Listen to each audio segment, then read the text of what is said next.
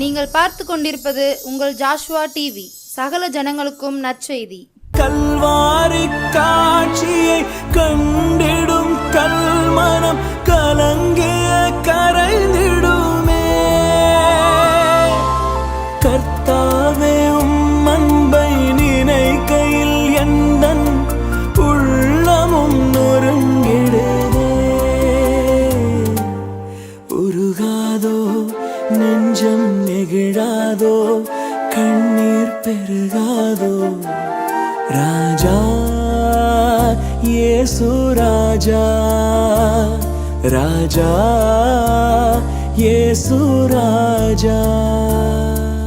கிறிஸ்துவுக்குள் பிரியமானவர்களே, ஆண்டவராய் இயேசுவின் நாமத்தினாலே உங்களை நான் வாழ்த்துகிறேன். எல்லாரும் சந்தோஷமாக இருப்பீர்கள் என்று நான் நம்புகிறேன். இந்த ஜாஷ்வா டிவி மூலமாக கர்த்தருடைய வார்த்தை கேட்க ஆவல் உள்ளவர்களாய் நீங்கள் அமர்ந்திருக்கிறீர்கள். இந்த நாளிலும் வேதத்திலிருந்து ஒரு பகுதியை வாசித்து நாம் தியானித்து நாம் கடந்து செல்வோம். அதற்கு முன்பாக நாம் தலையை தாழ்த்தி ஜெபிப்போம். துதிக்கிறோம், சோத்திரிக்கிறோம், உமது நாமத்தை மகிமைப்படுத்துகிறோம். நாங்கள் உலகத்தில் உள்ள மனிதர்களின் குரலை அல்ல, உம்முடைய குரலை, உம்முடைய வார்த்தைகளை கேட்க அமர்ந்திருக்கிறோம். இந்த தபசு நாட்களை நீர் எங்களுக்கு மீண்டுமாக நீர் தந்திருக்கிறீர் ஆண்டவரே. இந்த தபசு நாட்களில் அதிகமாக வேதம் வாசிக்க, தியானிக்க, சிலுவையின் பாடு, மரணம், உயிர்த்தெழுதலை தியானித்து நீர் சிலுவையிலே சம்பாதித்த ஆசீர்வாதங்களை பெற்றுக்கொள்ள கிருபை தாரும். இப்பொழுதும் நீர் எங்களோடு கூட பேசும். கர்த்தாவே, சொல்லும் அடியேன் கேட்கிறோம். இயேசுவின் நாமத்தில் ஜெபிக்கிறோம் நல்ல பிதாவே, ஆமென். கிறிஸ்துவுக்குள் பிரியமானவர்களே, இந்த நாளிலும் நாம் தியானத்திற்கென்று கொடுக்கப்பட்ட தலைப்பு சிலுவையின் அருகே நின்றவர்களை குறித்து நாம் இந்த நாளிலே நாம் விசேஷமாக தியானிக்கப் போகிறோம். இதற்கு ஆதாரமாக யோவான் எழுதின சுவிசேஷம் 19ஆம் அதிகாரம் 25ஆம் வசனத்தை நாம் வாசிப்போம். இயேசுவின் சிலுவையின் அருகே அவருடைய தாயும் அவருடைய தாயின் சகோதரி கிளையப்பா மரியாலும் மகதலேனா மரியாலும் நின்று கொண்டிருந்தார்கள். சிலுவையின் அருகே நின்று கொண்டிருந்தார்கள். இங்கு நாம் பார்க்கிறோம், இயேசு தலையிலே முள்முடி சூட்டப்பட்டவராய், 2 கைகளிலும் ஆணிகளால் கடாவப்பட்டவராய், அடிக்கப்பட்டு நொறுக்கப்பட்டு கடைசி சொட்டு இரத்தத்தையும் நம்மளுக்காக சிந்தி அப்படி அவர் தொங்கிக் கொண்டு இருக்கிறார். அவர் சிலுவையிலே தொங்கிக் கொண்டு இருக்கும்போது அவர் பார்க்கின்ற சில மக்களின் கூட்டத்தை நாம் இன்னைக்கு தியானிக்க போகிறோம். அந்த கூட்டத்தில் நாம் எந்த கூட்டத்தில் இருக்கிறோம் அதுதான் ரொம்ப முக்கியம். அதைத்தான் தியானிக்க போகிறோம். முதலாவதாக அவர் பார்க்கின்ற ஒரு மக்கள் யார் அப்படின்னு பார்த்தீங்கன்னா இந்த யோவான் 19ஆம் அதிகாரம் 23, 24 என்ன வாசிக்கிறோம்?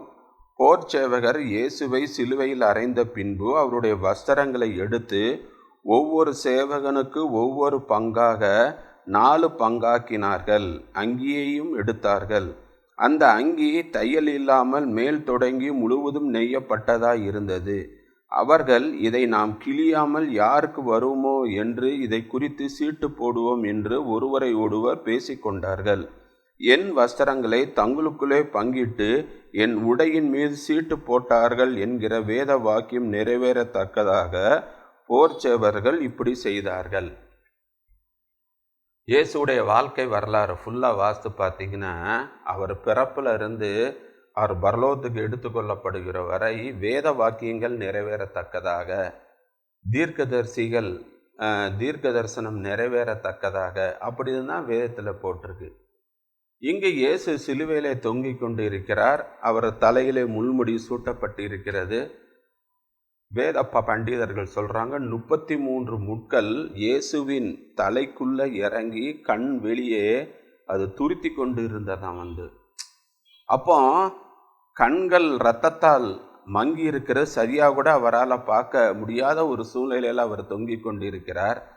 ஏசாயா அதை எப்படி எழுதுறாருன்னா, அவர் பார்க்கத்தக்கதாக முகம் இல்லையா, அவ்வளோ அகோரமாக இருந்தது. கண்ணை துடைக்கிறதுக்கு அவரால் முடியலை. ஏன்னா ஆணிகளால் கடாவப்பட்டு இருக்கிறார். அந்த டயத்தில் அவர் பார்க்குறார் சிலுவையில் இருந்துக்கிட்டு. இங்கே சிலுவைக்கு கீழே போர்ச்சேவர்கள் 4 பேர், இங்கே வேதத்தில் வாசிக்கிறோம், 4 பேர் அவருடைய வஸ்திரத்தை பங்கிட்டார்கள். உனக்கு ஒரு பங்கு, எனக்கு ஒரு பங்கு அப்படின்னு 4 பேரும் பங்கிட்டாங்களாம். பங்கிட்ட பின்பு அவருடைய மேல் வஸ்திரம் இருக்குது பார்த்தீங்களா, அது கிழிக்கலான்னு பார்த்தா கிளியல் இல்லை, தையல் இல்லை, ஒரே நெய்யாக நெய்யப்பட்டது. அப்போ இதை கிழிக்க முடியாததுனால சீட்டு போடுவோம், யார் மேலே சீட்டு வருதோ அவங்களுக்கு இந்த வஸ்திரம் அப்படின்னு பிளான் பண்ணி சீட்டு போட்டார்களாம். இதுவும் வேத வாக்கியம் நிறைவேறத்தக்கதாக நடந்தது என்று நாம் பார்க்கிறோம்.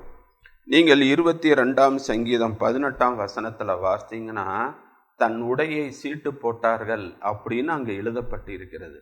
அப்போ வேத வாக்கியம் நிறைவேறத்தக்கதாக இந்த சம்பவம் நடந்தது. சரி, இயேசுடைய வஸ்திரத்தை சீட்டு போடுவதற்கு காரணம் என்ன? ஏன்னா பக்கத்தில் 2 கல்லன் இருக்கான், அவன் ட்ரெஸ் எல்லாம் சீட்டும் போடலை, பங்கும் போடலை. இதுக்கு முந்தி சிலுவையில் அரைஞ்சவங்களுடைய ட்ரெஸ் எல்லாம் யாரும் பங்கும் போடலை, சீட்டு போடலை.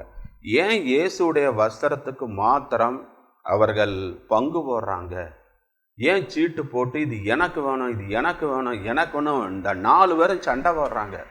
இந்த வஸ்திரம் எனக்கு தான் வேணும், இல்லை எனக்கு தான் வேணும். சரி, அப்போனா சீட்டு போடுவோம், யாருக்கு சீட்டு விழுதோ அவங்க. அப்போ அவருடைய மேல் வஸ்திரத்துக்கு முக்கியத்துவம் கொடுக்க காரணம் என்ன அப்படின்னு பார்க்கும் பொழுது லூக்கா எழுதின சுவிசேஷம் 8ஆம் அதிகாரம் 43-44 வாஸ்து பார்த்தீங்கன்னா, இயேசு ஒரு வீதி வழியாக நடந்து போகிறார். கூட்டம், ஜனக்கூட்டம் நெருக்கிட்டு இருக்கு. அப்போ பெரும்பாடு உள்ள ஸ்திரீ அப்படியே கையை நீட்டி அவருடைய வஸ்திரத்தின் ஓரத்தில் தான் தொடுறா. உடனே அவர் வஸ்திரத்திலேருந்து ஒரு வல்லமை அவள் பரிபூர்ண சுகம் அடைகிறாள். உடனே அவள் என்ன செய்கிறா, அவள் கெதசரேனு நாட்டுக்கு போய் எல்லாத்துட்டையும் சொல்கிறா, ஏன் நான் 12 வருஷமாக இந்த பீரியடில் ரொம்ப கஷ்டப்பட்டேன்ப்பா. நானும் என் சொத்தெல்லாம் விற்றேன், போகாத ஆஸ்பத்திரி கிடையாது. கலிலேயா, யூதேயா, சமாரியா எல்லா ஆஸ்பத்திரிக்கும் போயிட்டேன், ஒரு வைத்தியனாலும் சுகமல்ல. ஆனால் இயேசு என்னை தொடலை, ஒரு வார்த்தை சொல்லலை, நான் தான் அவருடைய வஸ்திரத்தை தாங்க தொட்டேன், எனக்கு பரிபூர்ண சுகம். இந்த நியூஸ் அப்படியே பரவ ஆரம்பிச்சது. கொஞ்ச நாளில் இயேசு மறுபடியும் அந்த கெதசனேட்டு அந்த நாட்டுக்கு போகும் பொழுது அங்கே நடக்கிற சம்பவத்தை நாம் பார்ப்பீர்கள் என்றால், மார்க் எழுதின சுவிசேஷம் 6ஆம் அதிகாரம் 53, 54, 55, 56 இந்த 4 வசனங்களை நீங்கள் வாசித்து பார்ப்பீர்கள் என்றால், மார்க் 6 53லேருந்து 56 பட்டணங்கள், கிராமங்கள், அதை சுற்றியுள்ள நாடுகளிலிருந்து இந்த கெதசனேட்டு நாட்டில் உள்ள ஜனங்கள் எல்லாரும் திரளான ஜனங்கள் கட்லோடு தூக்கிட்டு வராங்களாம். இது ஒரே கூட்டம். எல்லாம் சீச்சிட்ட போய், பேதுரு நான் அவருடைய வஸ்திரத்தையாவது தொடுறேன், நான் சுகமாவேன். அந்த பெரும்பாடு உள்ள ஸ்திரீ வஸ்திரத்தை தான் தொட்டா, ப்ளீஸ் ப்ளீஸ் நான் எப்படியாவது ஒரு வஸ்திரத்தை தொட்டுட்டு நான் போயிடுறேன் அப்படின்னு வேண்டிக் கொண்டார்களாம். வசனம் அங்கே என்ன சொல்கிறது, அவரை தொட்ட யாவரும் சொஸ்தமானார்கள். அவ எப்பேற்பட்ட வியாதியாக இருந்தாலும் சரி, அவ எப்பேற்பட்ட ஜனமாக இருந்தால் யாராக இருந்தாலும் அப்படியே வஸ்திரத்தை டச் பண்ணுறாங்க, ஒரே ஒரு மிராக்கிள் சுகம். அப்போ இது எல்லாம் இது போர் சேவர்களுக்கெல்லாம் இந்த நியூஸ் தெரியும். இயேசுடைய வஸ்திரத்தில் அவ்வளோ வல்லம் இருக்கான், பவர் இருக்கான், யார் தொட்டாலும் எந்த வியாதி ஆனாலும் சுகமாகிறதுன்னு. உடனே இப்போ அதை அவங்க நினைவு கூர்ந்து, இந்த ட்ரெஸ் எனக்கு தான் வேணும், இந்த ட்ரெஸ்ஸில் ஒரு வல்லமை இருக்குது. அந்த பெரும்பாடு உள்ள ஸ்திரீ இங்கே எத்தனை பேர் பட்டணங்கள் தோறும், கிராமங்கள் தோறும் அவரை யாரெல்லாம் தொட்டாங்களோ எல்லாத்துக்கும் சொஸ்தமாச்சுல. அதனால தான் அந்த வஸ்திரத்துக்கு எல்லாம் டிமாண்டு, சண்டை வராங்க, எனக்கு வேணும் எனக்கு வேணும்னு. ஆண்டவர் பார்க்குறாரு, இயேசுவாகிய நான் தேவையில்லை, என் ரட்சிப்புலாம் தேவையில்லை, என் உபதேசம் தேரலை, இந்த அற்புதத்துக்காக ஜனங்கள் அலைமோதுகிறார்களே என்று. இன்றைக்கும் பாருங்கள், பைபிள் ஸ்டடியெல்லாம் கூட்டம் இருக்காது, ஆலய ஆராதனையெல்லாம் கூட்டம் இருக்காது, காத்திருப்பு கூட்டத்தில் கூட்டங்கள் மக்கள் கூட்டம்லாம் இருக்காது. ஆனால் சுகமளிக்கும் ஆராதனை அப்படின்னா பாருங்கள், கூட்டம் எல்லாம் இன்னைக்கு அற்புதத்துக்காகவும் அடையாளங்களுக்காகவும் ஆண்டவரை தேடுகிறார்கள். இம்மைக்காக மாத்திரம் தேவனை தேடுகிறார்கள்.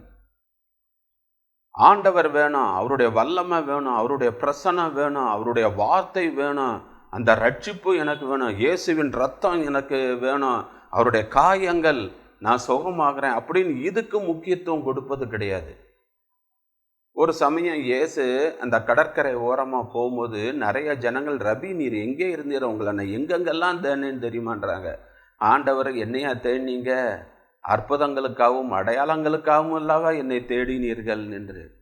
கிறிஸ்துவுக்கள் பிரியமானவர்களே, இந்த லூக்கா 3ஆம் அதிகாரம் 14ஆம் வசனத்தில் யோவான் சானகன் பிரசங்கம் பண்ணும் பொழுது போர் சேவர்கள்லாம் வந்து நாங்கள் என்ன செய்ய வேண்டும், நாங்கள் ஞானஸ்தானம் எடுக்கணும், நாங்கள் என்ன செய்யணும் போது உங்களுடைய சம்பளமே போதும் என்று இருங்கள். ஒரு வேத பண்டிதர் எப்படி அவர் அதில் மென்ஷன் பண்ணியிருக்கிறாருன்னா, எதுக்கு இவங்க இந்த வஸ்திரத்தையும் ட்ரெஸ்ஸையும் பங்கு போட்டு சீட்டு போட்டு கொண்டு போனாங்கன்னா, தான் ஊரில் தான் பட்டணத்தில் இந்த வஸ்திரத்தை வச்சு ஒருவேளை பணம் சம்பாதிக்கலாம், இந்த வஸ்திரத்தை தொட்டவங்களுக்கெல்லாம் சுகம் கிடைக்கும். நீங்கள் தான் பார்க்குறீங்களா, பட்டணத்தரங்கோறும் ஆண்டவரை தொட்டு எத்தனை பேர் அதே ட்ரெஸ்ஸு தான் இப்போ என்கிட்ட இருக்குது அப்படின்னு அவங்க நினைக்கலாம். ஒரு கூட்ட ஜனங்கள் அதற்காக இம்மைக்குரிய ஆசீர்வாதங்களுக்காக இருந்தார்கள். நாம் அந்த கூட்டத்தில் நாம் இருக்க வேண்டாம். இரண்டாவது ஒரு கூட்டத்தை பார்க்குறோம். மத்தேயு 27ஆம் அதிகாரம் 39-40 அந்த வழியாய் நடந்து போகிறவர்கள். இயேசு சிலுவையில் தொங்கி கொண்டு இருக்கிறார், பார்க்குறாரு. அந்த பக்கம் கூடி போகிறவங்க அவங்க நின்று இயேசுடைய முகத்தை பார்க்கல, அவங்க நின்று இயேசுவை நோக்கி பார்க்கல, அவங்க நின்று இயேசு என்ன சொல்கிறாரு அதெல்லாம் ஒன்றும் கவனிக்கலை. அவங்க ஆட்டுக்கு போகிறாங்க, அவங்க ஆட்டுக்கு வராங்க. நீங்கள் சில நேரம் சர்ச்சில் பார்த்தீங்கன்னா பிரசங்கம் நடந்து கொண்டு இருக்கோம், நிறைய பேர் செல்லில் விளாண்டுட்டு இருப்பாங்க, பக்கத்து உள்ளவங்கள்ட்ட பேசிக்கிட்டு இருப்பாங்க, எந்திரிச்சு நடந்து போவாங்க, தண்ணி குடிக்க போவாங்க, சின்ன பிள்ளைகளுக்கு பிஸ்கட்டை எடுத்து கொடுப்பாங்க. அங்கே மெசேஜ் நடக்கட்டும், இவங்க அவங்க வேலையை பார்க்குறாங்க. சிலவங்க எந்திரிச்சு போவாங்க. காரணம் அதே மாதிரி தான் நடந்து போகிறார்கள் அங்கும் இங்குமாக. கிறிஸ்துவுக்குள் பிரியமானவர்கள், இயேசு நம்மளுக்காக தானே பாடுபட்டார், அடிக்கப்பட்டார், நொறுக்கப்பட்டார், கடைசி சொட்டு ரத்தத்தையும் சிந்தினாரு. அந்த கரிசனெல்லாம் இல்லை, ஒரு நிர்விசாரம். இதில் அப்படி இருந்துட்டாலாம் போதுமே. அவங்க என்ன செய்கிறாங்க, அவர்களை தூசித்தார்கள், பரியாசம் பண்ணினார்கள், நிந்திக்கிறார்களாம். இன்னைக்கு நிறைய பேர் அப்படிதானா இருக்கிறான். ஆண்டவரை நிந்திக்கிறது, பரியாசம் பண்ணுறது. நான் எத்தனை நாட்கள் தான் ஜெபம் பண்ணுறேன், எவ்வளோ நேரம் தான் பிரசங்கம் பண்ணுறேன். கிறிஸ்துவுக்கள் பிரியமானவர், இந்த கூட்டத்திலையும் நாம் இருக்க வேண்டாம். மூணாவது கூட்டம் யோவான் 19ஆம் அதிகாரம் 26-27. 19, 26, 27. அங்கு யார் நிற்கிறாங்கன்னா, அவருடைய தாயும் தமக்கு அன்பா இருந்த சீஷனையும் கண்டு. இப்போ ஆண்டவர் பார்க்கிறாரு, இங்க தம்முடைய தாயை பார்க்கிறார், இங்க தன்னுடைய அன்பான இருக்க சீஷனை பார்க்கிறார். பார்த்த உடனே தான், இதுவரை 30 வருஷம் நம்மளுடைய தாய் நம்மளை பராமரித்து போஷித்து வந்தால், அதற்கு 3.5 வருஷம் நம்மளுடைய ஊழியத்துக்கு வந்தாங்க. இப்போ நம்ம தாயை யாரிடையாவது ஒப்படைக்க வேண்டுமே, யாரிடம் ஒப்படைக்க? கடைசி வரை பக்கத்தில் நின்னது யோவான் ஒருவர் தான். உடனே தான் அவர் என்ன சொல்றாரு, சீஷனை பார்த்து, தாயையும் பார்த்து தான் இங்கே சொல்றாரு, ஸ்ரீயே அதோ உன் மகன். இதுவரை நான் இருந்தேம்மா, இப்போ பிதாவின் சித்தத்தை செஞ்சேன், இப்போ அங்கே பிதாட்டத்துக்கு போகிறேன். இனிமேல் யோவான் தான் உம்முடைய மகன். யோவான், இனிமேல் எங்கள் அம்மா தான் உன் அம்மா அப்படி நாங்கள் ஒப்படைக்கிறதை பார்க்கிறோம். ஏன் அதை பெத்தானியால பாடுபடுறதுக்கு, ஆண்டவர் ஏற்கனவே பாடுபடுறதுக்கு முன்னாடி 3 தடவை சொல்லியிருக்காரு. இதோ எருசலேமுக்கு போகிறோம், மனுஷகுமாரன் பாவிகள் கையில் ஒப்பு கொடுப்பாங்க, அவரை சிலுவையில் அறைவாங்க, 3ஆம் நாள் உயிரோடு கூட எழுந்திருப்பேன்னு 3 தடவை சொல்லியிருக்காரு. ஏன் அப்போ சொல்லலாம்ல, ஏம்மா இந்த மாதிரி இனிமேல் நாங்கள் பரலோகத்துக்கு போன பிறகு யோவான் தான் உங்களுக்கு மகன், யோவான் அம்மாவை பார்த்துக்கோ, ஏன் அங்கே வச்சு சொல்லலாம்ல, ஏன் சிலுவையில் வச்சு சொல்லணும்? சிலுவையில் வச்சு சொன்னதுனால தான் அங்கே யூத ஜனங்கள், வேதபாரர்கள், பரிசேயர், யூத மத தலைவர்கள், சதுசேயர்கள் எல்லாரும் இருக்கிறாங்க, போர்ச்சேவர்கள் எல்லாரும், 100க்கு அதிபதி எல்லாம் இந்த இடத்துல வச்சு தான் சத்தமாக இனிமேல் யோவான் தான் மரியாளுடைய மகன், யோவானுக்கு தாய் என்னுடைய தாய் அங்கே ஒப்படைச்சு எல்லாரும் முன்னாடியும் சொல்லியாச்சு. இனிமேல் யோவான் எப்பனாச்சும் மரியாள் வீட்டுக்கு போகலாம், யாரும் ஒன்றும் சொல்ல மாட்டாங்க, மகன் தாயை பார்க்க போகிறான்ப்பா.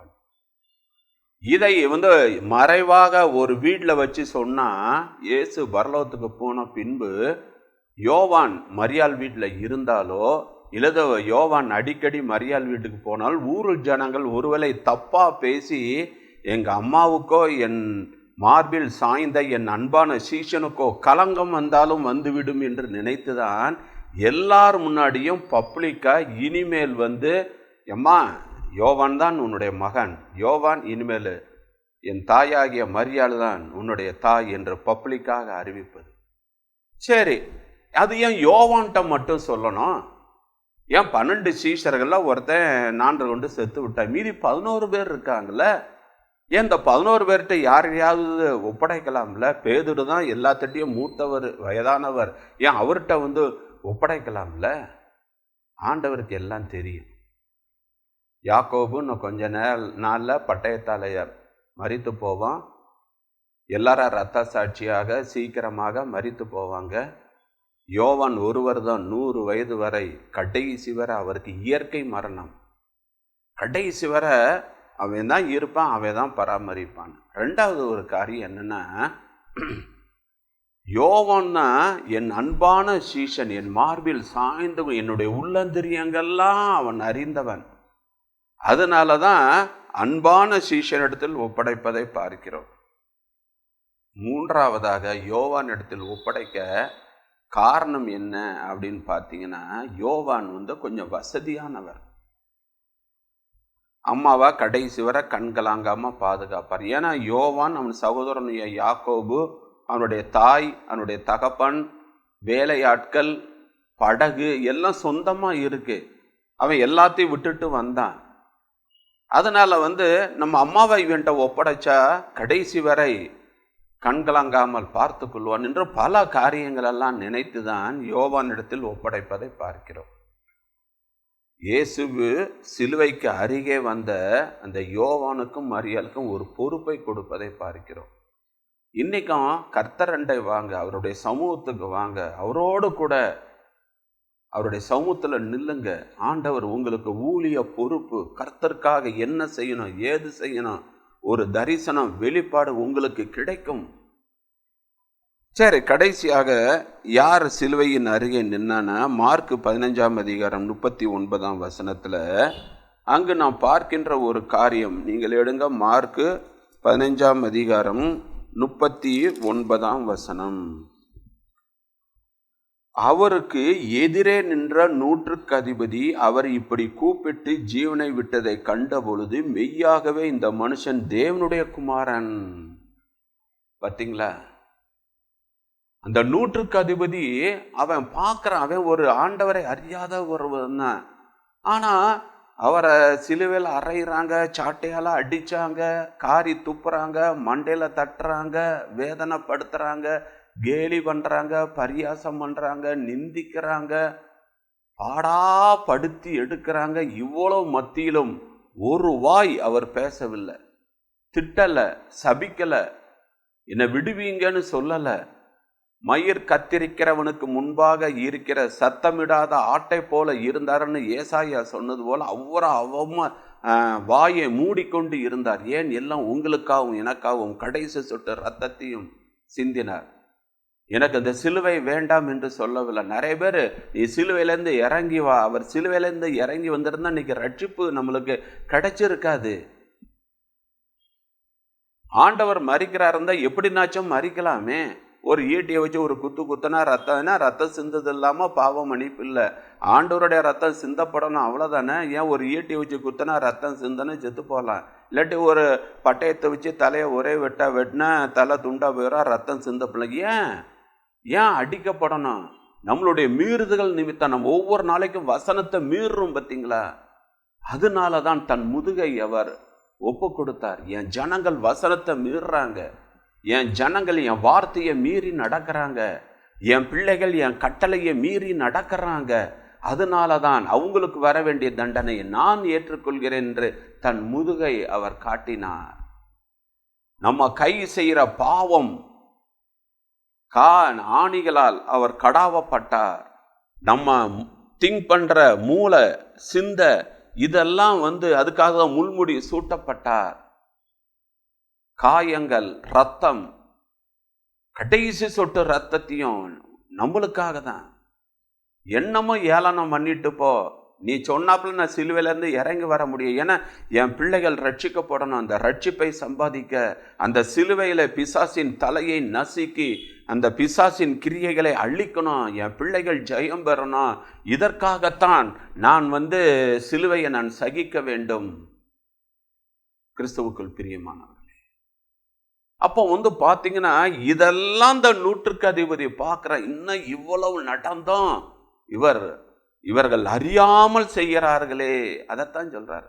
அவங்க என்ன அறியாமையா செஞ்சாங்க? எல்லாம் பிளான் போட்டு செய்யறாங்க. பிலாத்துக்கு தெரியும் பொறாமையினாலதான் இவரை கொலை செய்ய போறாங்க அப்படின்னு.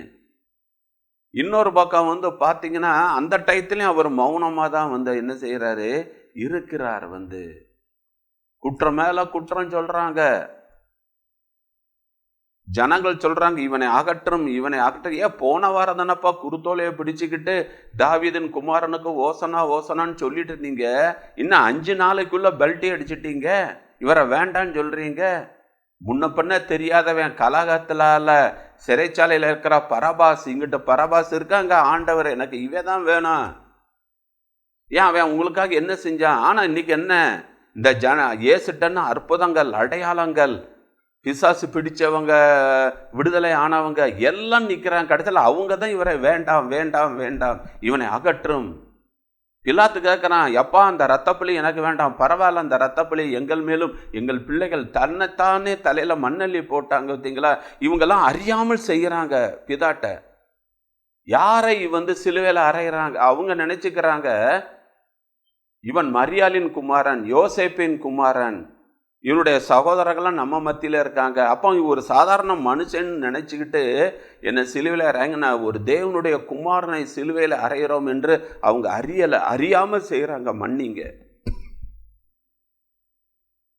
தங்களுக்கு வர சாபத்தை தான் தலையில் அள்ளி போட்டுக்கிட்டாங்களே, அறியாம பேசுறாங்க. மன்னிங்க. கிறிஸ்துவுக்குள் பிரியமானவர், இதெல்லாம் நூற்றுக்கு அதிபதி பார்த்து கொண்டு இருக்கிறார்.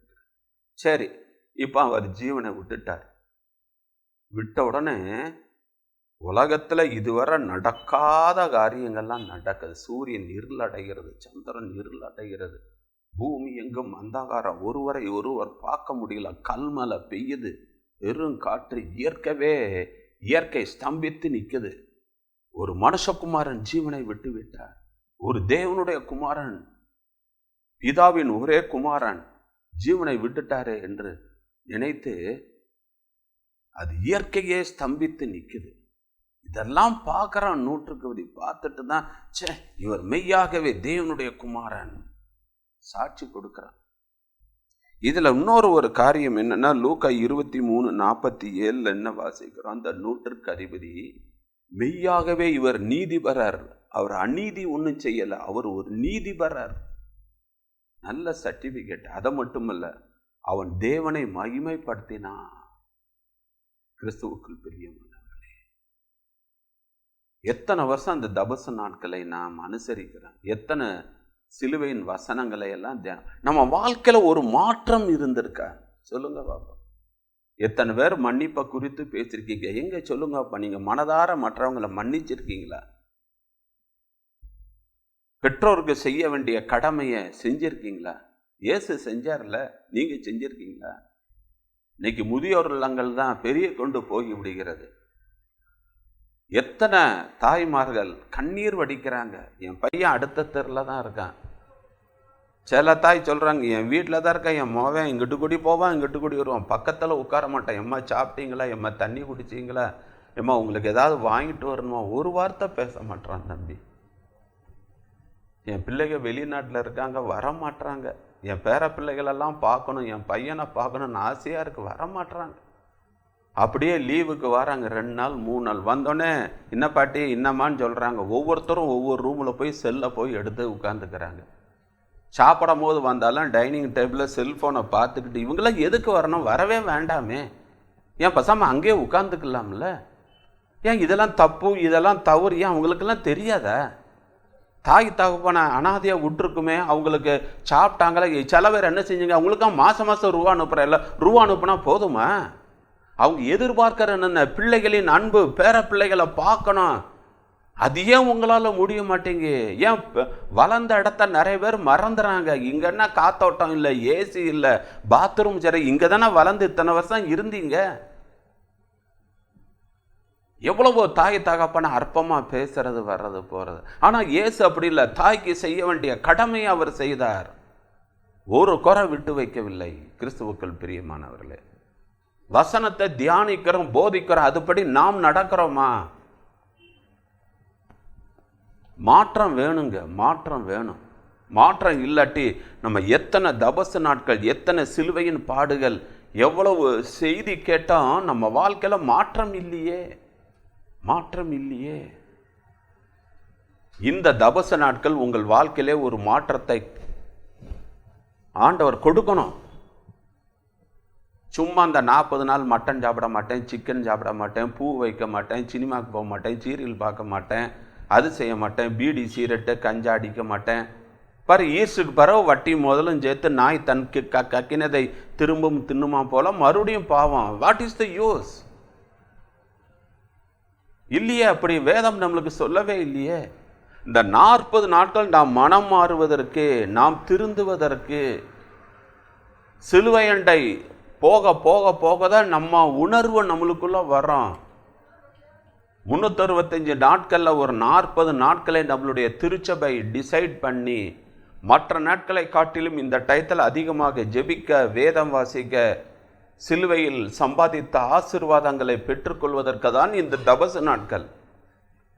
ஒரு ஆம்புலன்ஸ் வேகமாக போகுது, அவங்களுக்கு சிக்னல் எல்லாம் நிற்காது, ஒன்வேலாம் அவங்களுக்கெல்லாம் கிடையாது, எங்கேனாச்சும் போகும், எல்லாரும் அதுக்கு வழிவிட தான் செய்யணும். ஆனால் அந்த ஸ்பீட் பிரேக் வந்தாச்சுன்னா அது நின்று மெதுவாக தான் போகணும். அதுபோல தான் நம்ம 365 நாளும் ஓடிக்கொண்டு இருக்கிற ஒரு 40 நாட்கள் ஒதுக்கணும். நம்மை நாமே நிதானித்து ஆராய்ந்து அறிய வேண்டும். நம்ம போகிற பாதை சரியா, நம்ம செய்கிறது சரியா, இது கர்த்தருக்கு பிரியமா, அதெல்லாம் பார்க்கணும். கிறிஸ்துவுக்குள் பிரியமானவர்களே, லெந்துனா என்னது? வசந்த காலம். எப்போ வசந்த காலம் வரும்? இலை உதிர்காலம் முடிஞ்ச பிறகு தான் வசந்த காலம் வரும். ஒரு மரம் தன்னுடைய பழுத்த இலை, காய்ந்த இலை, தேவையில்லாத கொப்பு, தேவையில்லாத இலைகளெல்லாம் உதுத்துட்டு மொட்டையாக நிற்கும். அதுக்கு பின்பு ஒரு மலை ஒன்று சாரல் அடிக்கும், அதில் தான் புதுசாக அது துளிர்க்கும். ஏசாயா 58ஆம் அதிகாரத்தில் பார்க்குறோம் அல்லவா? நீங்கள் உபாசம் இருக்கிறீங்களா? இதெல்லாம் செய்யுங்க, இதெல்லாம் செய்யாதீங்க, இப்படி ஃபாலோ பண்ணால் தான் உன் சுக வாழ்வு சீக்கிரம் துளிர்க்கும். நீங்கள் விட்டுவிட வேண்டியதை விட்டு விடுங்க, கடைப்பிடிக்க வேண்டியதை கடைப்பிடிங்க. தேவன் அதைத்தான் உங்களிடத்திலும் என்னிடத்திலும் எதிர்பார்க்கிறார். சும்மா காலையில் சாப்பிட மாட்டேன், சும்மா நைட் சாப்பிட மாட்டேன். எதுக்கு சாப்பிட மாட்டேங்க? இல்லை, நான் லென்த் டேஸில் நான் அப்படி தான் இருப்பேன். What is the use? எதுக்காக உபாசம் இருக்கிறேன்? எதுக்கு நீங்கள் சரீரத்தை ஆண்டவர் சொன்னார, நீ உபாசம் இருந்தால் தான் உனக்கு அற்புதம் செய்வேன், நீ உபாசம் இருந்தால் தான் நீ என் பிள்ளைன்னு சொன்னார? சொல்லலையே. வேதத்தில் பாருங்கள், யாரெல்லாம் உபாசம் இருந்தாங்களோ ஒரு வட்டம் தான் எடுப்பாங்க. இயேசு பாருங்கள் 40 நாள் ஒரு வட்டம் இருந்தார். மோசே பாருங்கள் அந்த 10 கட்டளைகளை பெறுவதற்கு உபாசம் இருந்தார். நினிவே மக்கள் பாருங்கள் ஒரே ஒரு தடவை அந்த 3 நாள் உபாசம் இருந்தாங்க. சும்மா காலையில் சாப்பிட மாட்டேன், நைட்டு, இது பட்டினி. ஆண்டவர் அப்படி ஒன்றும் உன் சரீரத்தை வருத்திட்டு வான்னு சொல்லவே இல்லை. முதல்ல திருந்துங்க, குணங்கள் மாறட்டும், சிந்தை மாறட்டும். உங்கள்கிட்ட மாற்றம் இல்லாவிட்டால் நீங்கள் எத்தனை சிலுவை செய்திகள் கேட்டு என்ன பிரயோஜனம்? இங்கே 100க்கு அதிபதி எல்லாத்தையும் பார்த்து ஒரு புறஜாதியான், இவர் தேவனுடைய குமாரன் சொல்லி தேவனை மகிமைப்படுத்தி அவனுடைய வாழ்க்கை வரலாறு பார்த்தீங்கன்னா அவன் ஊழியம் செய்த இரத்த சாட்சியாக மரித்தான். அப்போ சிலுவையண்டை நின்ன போர்ச்சேவர்கள் கூட்டத்தில் இருக்கீங்களா? வேடிக்கை பார்க்குற கூட்டத்தில் இருக்கீங்களா? இல்லதோ யோவான் நின்று அவனுக்கு ஒரு பொறுப்பை தேவன் கொடுத்தாரு அதே போல் இருக்கீங்களா? இல்லாட்டி 100க்கு அதிபதியை போல இருக்கீங்களா? நிதானித்து ஆராய்ந்து அறியுங்கள். கிறிஸ்துவுக்குள் பிரியமானவர்களே, அந்த போர்ச்சேவர் கூட்டமும் வேண்டாம், வழிபோக்கர்களும் வேண்டாம். யோவானை போல ஆண்டவர்கிட்ட ஒரு பொறுப்பு வாங்குவோம். 100க்கு அதிபதி போல சாட்சியாய வாழ்வோம். அப்படிப்பட்ட கிருபை தர நாம் தலையை தாழ்த்தி ஜெபிப்போம். அன்புள்ள ஆண்டவரே, அருமையான அந்த வேலைக்காக நன்றி. சிலுவையில் நின்றவர்கள் அல்ல, ஒரு சிலரை நாங்கள் தியானித்தோம் ஆண்டவரே. அப்பா, இந்த 100க்கு அதிபதியை போல ஆண்டவரே எல்லாற்றையும் பார்த்து அவன் வாழ்க்கையில் ஒரு மாற்றம், அவன் கண்கள் திறந்தது, இருதயம் திறந்தது, ரட்சிக்கப்பட்டான், தேவனை மகிமைப்படுத்தான், தேவனுடைய குமாரன் என்று சாட்சி கொடுத்தான், உமக்காக ஊழியம் செய்து இரத்த சாட்சியாக மரித்தான் என்று சரித்திரம் சொல்லுகிறதாப்பா. யோவானை போன்று உம்முடைய சிலுவை அண்டை வரும்பொழுது தான் ஒரு பொறுப்பு கொடுக்கிறேன். நாங்களும் சிலுவை அண்டை வருகிறோம். உமக்காக நாங்கள் என்ன செய்ய வேண்டும், நாங்கள் என்ன செய்ய சித்தமாக இருக்கிறீர், எங்களை பயன்படுத்தும் ஆண்டவரே. அப்படிப்பட்ட கிருபைகளை இந்த செய்தி கேட்கிற ஒவ்வொருவருக்கும் நீர் கொடுக்க வேண்டுமாறு ஜெபிக்கிறோம். ஆசீர்வதியும் வழி நடத்தும் இயேசுவின் நாமத்தில் ஜெபிக்கிறோம் நல்ல பிதாவே, ஆமென். கிறிஸ்துவுக்குள் பிரியமானவர்களே, இந்த செய்தி உங்களுக்கு மிகவும் ஆசீர்வாதமாக இருக்கும் என்று நினைக்கிறேன். உங்களுக்காக நாங்கள் ஜெபிக்கிறோம். உங்கள் ஜெப தேவைகளை எங்களுக்கு தெரியப்படுத்துவீர்கள் என்றால் நாங்கள் உங்களுக்காக ஜெபிக்கிறோம். God bless you. God bless you.